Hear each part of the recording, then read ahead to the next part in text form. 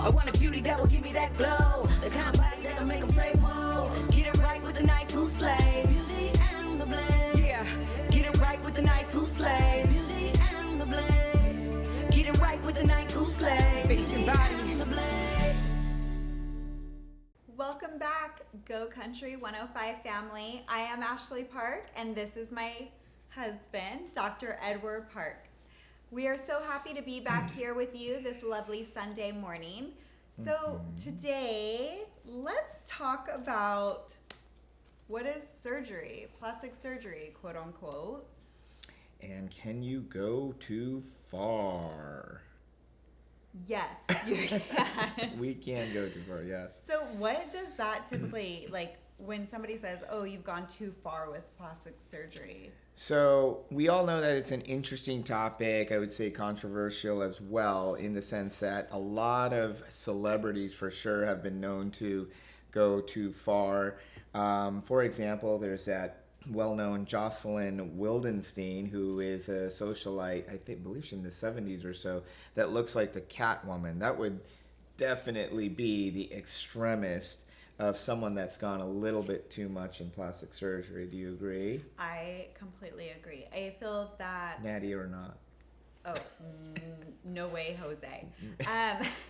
So I just feel like how do you think... I'm like stuttering here. I don't even know how to ask this question. It's shocking. Well, it is, but I have seen a lot of patients like that. Right. Not patients, but I've seen people out and about like that, and celebrities. Right.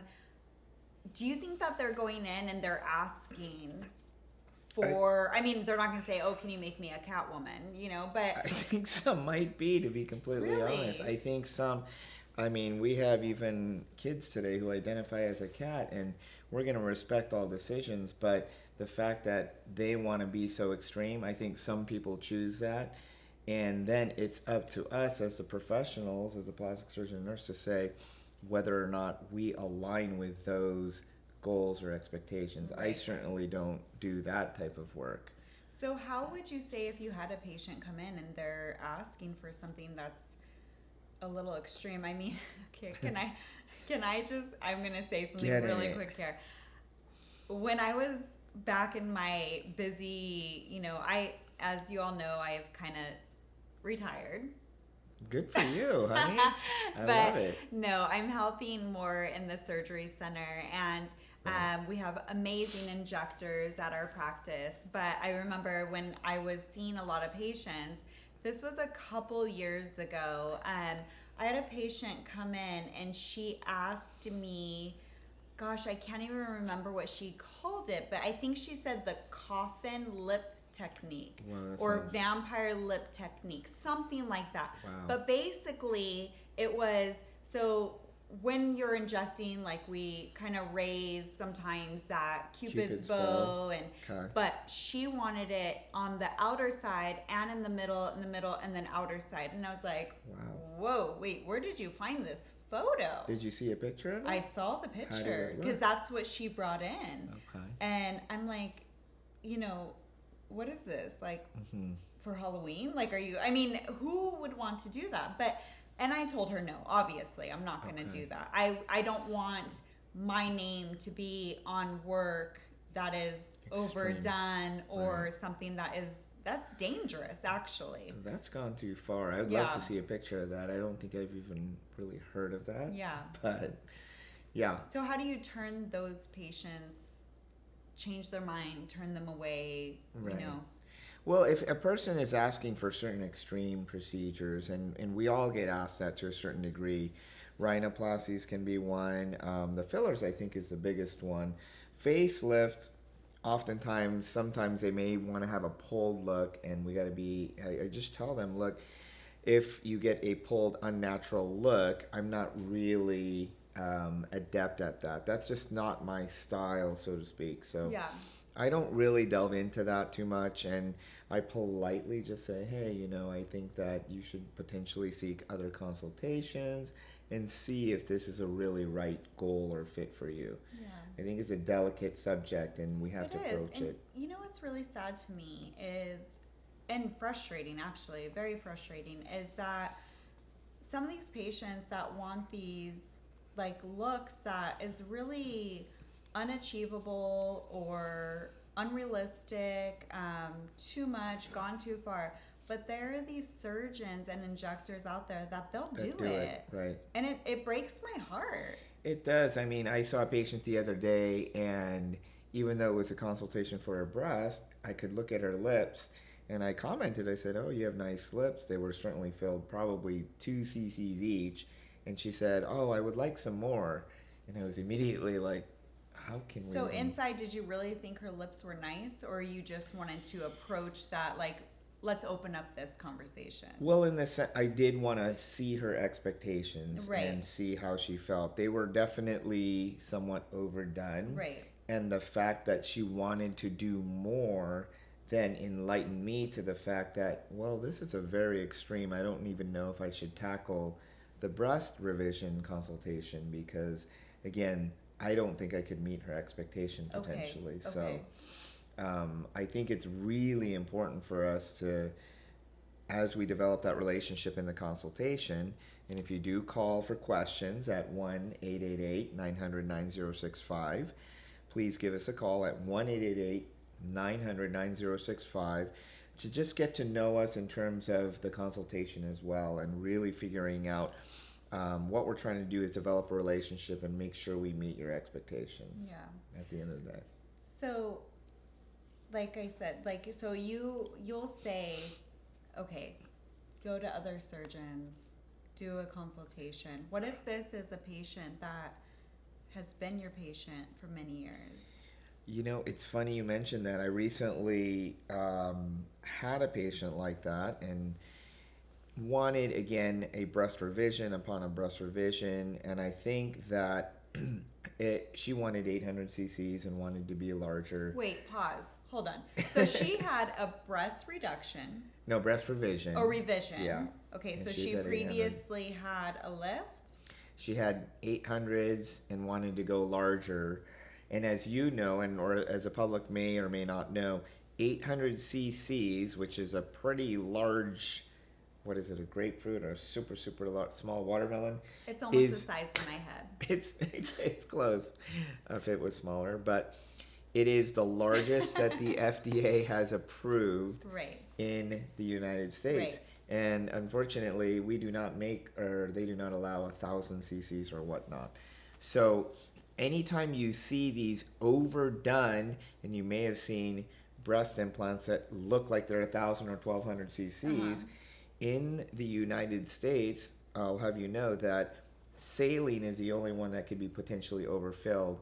But we don't like to fill it to 1,000 or 1,200 because it's against the FDA approvals. Right. So Right. dangerous. So she had a revision.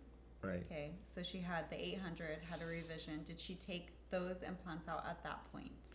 Well, she wanted to go bigger. And again, 800 cc saline, you can potentially fill to about 900 cc's, which would be the limit. But we're talking higher echelon. I inform them of the risks and complications, bottoming out, Right. healing. But also the rupture. Rupture rate, Yeah. etc. So Yeah.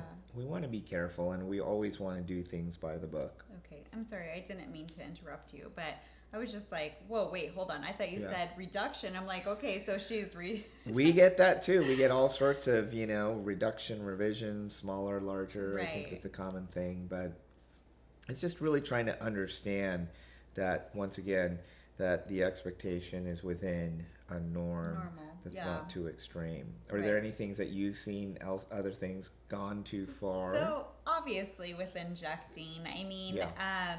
the lips. Very common. Yeah, that's.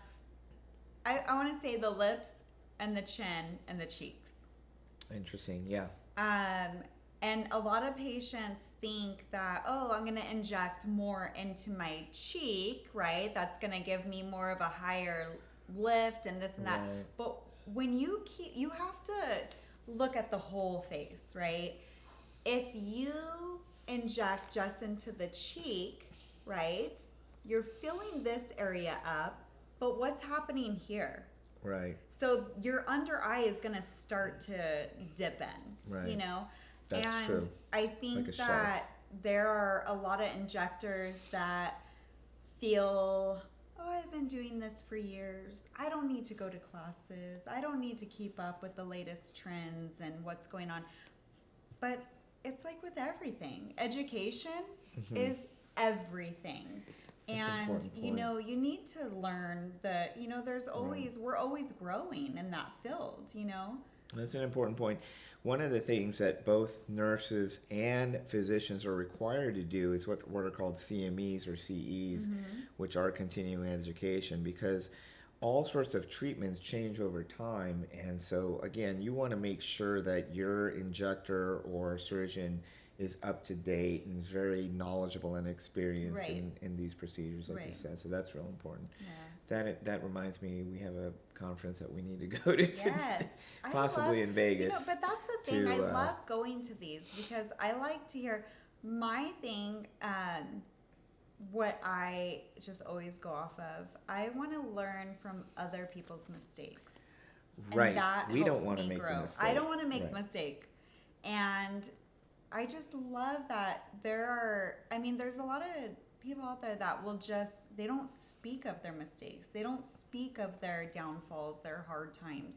And, you know, you and I both, we're an open book. You can ask us anything and we're just like, you know, but I like to learn from other mistakes that people have been happening or whatever and how they treat them, but also new techniques. Right. That is this. It's like with hair trends. Yeah, that's It a good point. always, not that it changes, but it gets better. You grow. Things can improve, and I always say that I grow from my biggest challenges, and you're absolutely correct.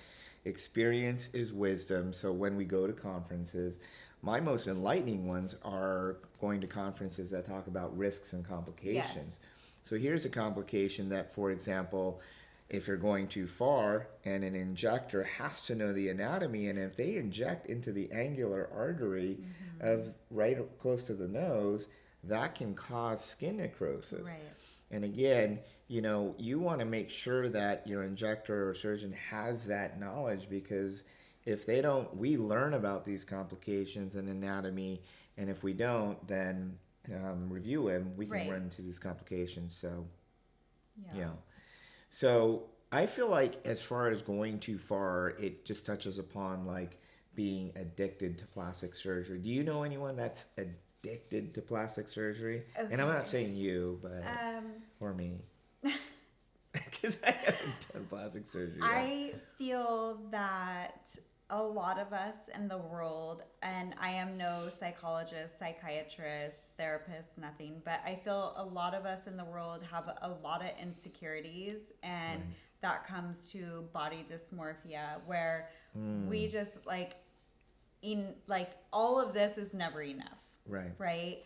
And we just have to be happy. And I feel that women need to, and men too, to each other, need to just uplift each other. I don't know why there's so many people in the world that are against one another. Right. We should work as a team, you know? Do you feel that society, social media, etc., has caused a pressure to look better, and for kids, for other people to 100%. What do I feel that is too far? I would say the whole BBL.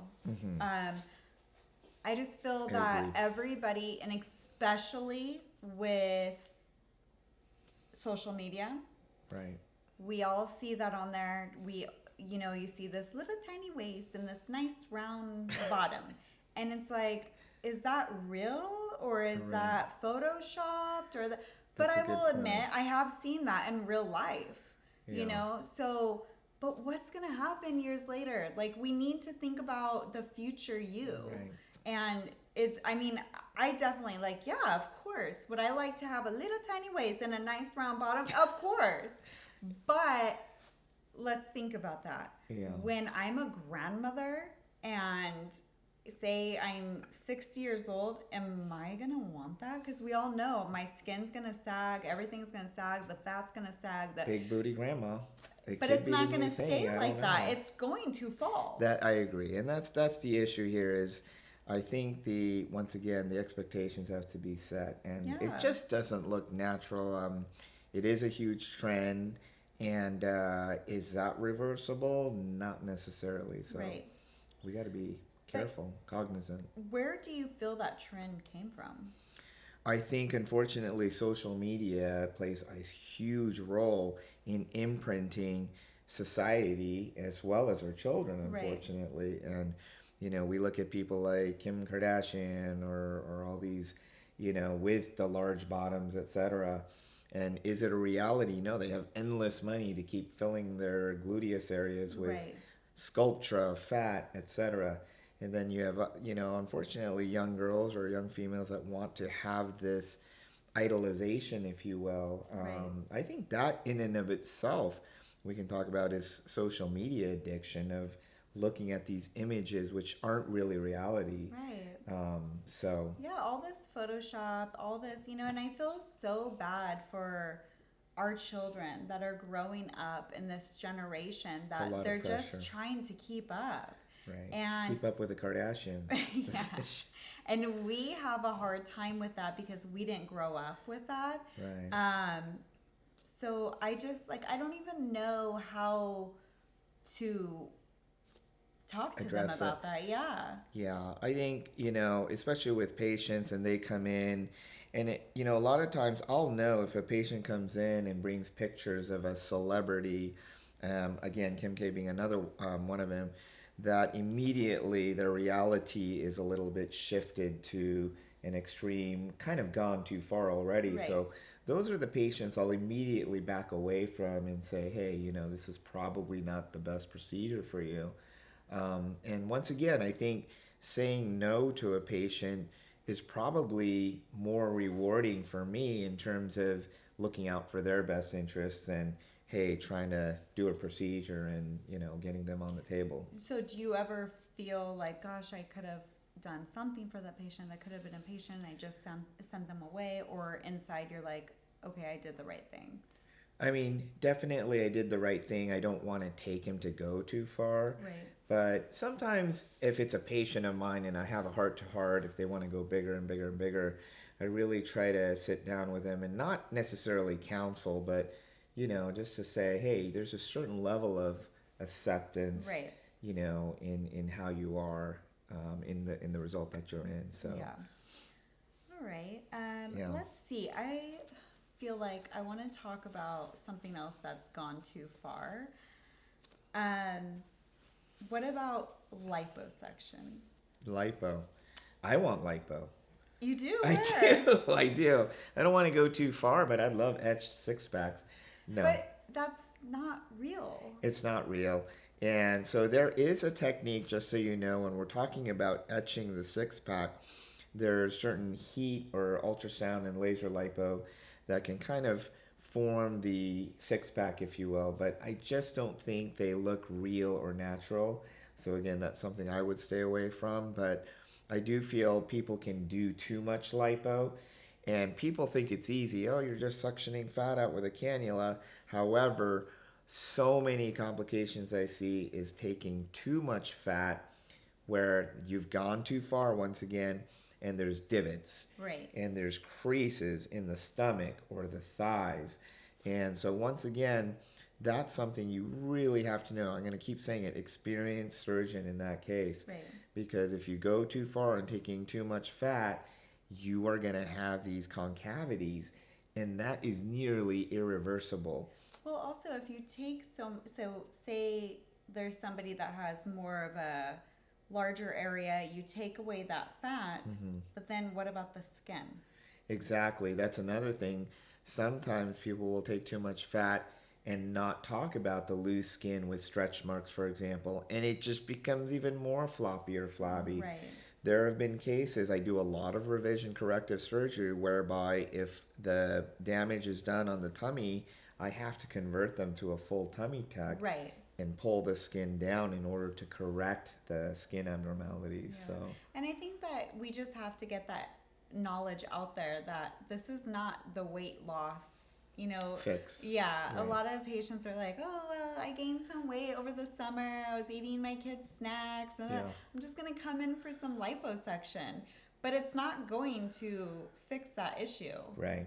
So you got to look at all areas, the skin, the fat, even health and exercise. I mean, a lot of the times people will want, fat reduction. And another important thing that you alluded to is, for example, men.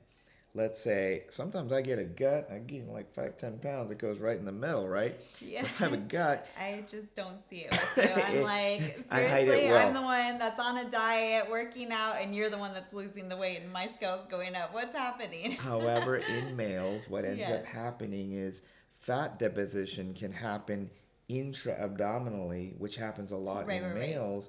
And what we mean by that is fat is around our organs underneath that muscle wall. So if a big barrel-chested, barrel-abdomen man comes to me, I said, unfortunately, I can't get the cannula in there to suction that fat out. So then we're talking about, again, the old traditional diet and exercise. There are some weight reduction medications we've heard about, such as Ozempic, phentermine. I try to lean away from because that's a very harsh drug on the heart, etc. But there's been a lot of talk about Ozempic. Right. Admittedly, I've tried it for that gut, lose a few pounds, and it is a good weight reduction medication, but nothing beats healthy diet and exercise Right. for intra-abdominal, we call it visceral fat that we can't lipo. Okay. So real important. One more that I want to talk about is rhinoplasty has gone too far. Oh yes, a lot. I see that so much, and obviously we look at our face every day. I had a rhinoplasty, and By who? I feel my husband, but I feel like that was life-changing for me. Are you always going to point out certain areas on your body, your face? Yes. Right. But I feel like my nose was amazing. I mean, to Perfect. see, we'll have to put up on our website my before and after because it is crazy. But I feel that some people just want that perfect nose. And what is the perfect nose?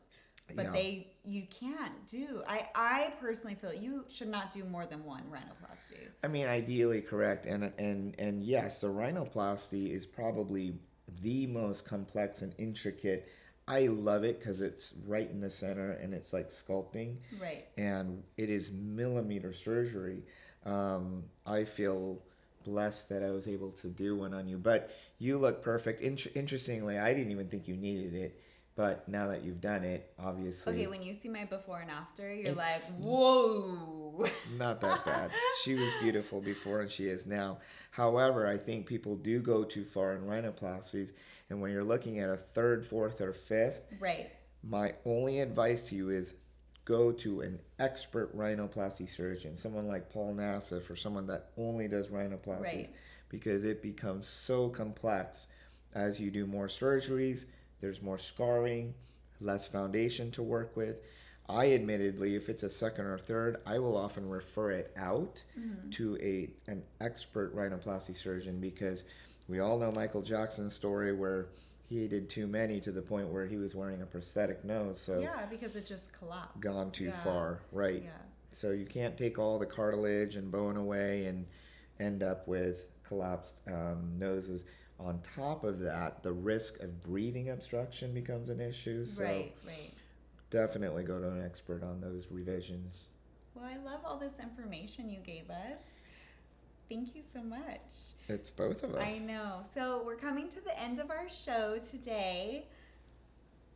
Did you want to switch gears and talk about gua sha?